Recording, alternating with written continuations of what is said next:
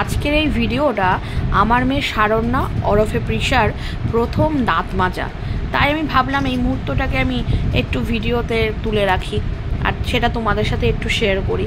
কারণ ও বড় হলে যদি এগুলো দেখতে পারে বা ওর কাছে তখন দেখার সুযোগ থাকে, তাহলে ও দেখবে যে ও কোন বয়সে কিভাবে ওর প্রথম দাঁত মাজা শুরু হয়েছে। ও আজকের তারিখটা ওই জন্য আমি সেভ করে রাখার জন্য এই ভিডিওটা বানালাম। ওর আজকের থেকে হচ্ছে ওর দাঁত মাজা শুরু হলো।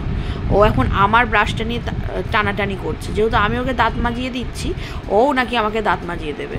বোঝো ঠেলা, কি কাণ্ড। আমি ওকে একটু করে দাঁত মাজাচ্ছি আস্তে আস্তে করে, ও আমার ব্রাশটা ধরে টানছে। এবার আমি ওকে বলবো যে এই ব্রাশটা আমার, কিন্তু ও কিছুতেই শুনবে না, ও নিজেরটা নেবে না, ও আবার ব্রাশটাই টানবে।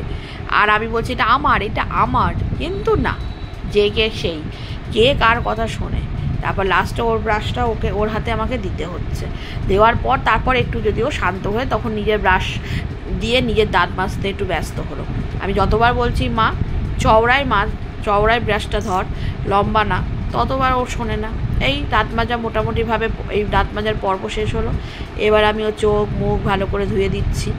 আজকে যেহেতু প্রথম শারণ্যা দাঁত মাজলো, এবং সেইটা একটা সুন্দর একটা, আমার কাছে তো অবশ্যই একটা স্পেশাল মোমেন্ট। আমার মেয়ে প্রথম ব্রাশ দিয়ে দাঁত মাজছে, তো এটা আমার কাছে ভীষণ ভালো মোমেন্ট। সেটা আমি তোমাদের সবার সাথে, আমার যারা ফেসবুক ফ্রেন্ড আছো, ইউটিউবের সাবস্ক্রাইবার যারা বন্ধুরা আছো, তাদের সবার সাথে আমি এটা শেয়ার করে নিলাম।